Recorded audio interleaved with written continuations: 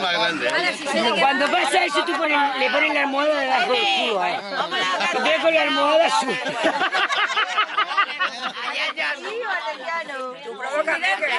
¿Sabes lo que tengo que decir?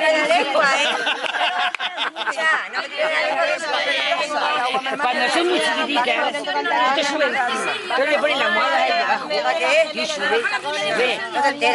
Sí que sí. No pones la almohada debajo doble. Pon la dobla.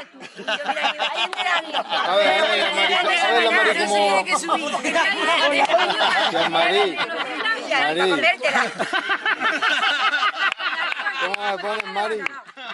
Ni comida de pan baja. Ni agua ni nada. No me entero, Quillo, yo necesito más gorda. Eso sí, pelar no la has pelado muy bien. Pelarla pero muy bien, No se ve bien. Ah, sí. Es morena por sueldo. Ella se come mejor plátano que yo. Ella se come mejor plátano que yo. Es que te falta experiencia. Es que yo llevo 10 años sin comerme un plátano, entonces ya se me ha olvidado. Ay, qué triste 10 años, por Dios.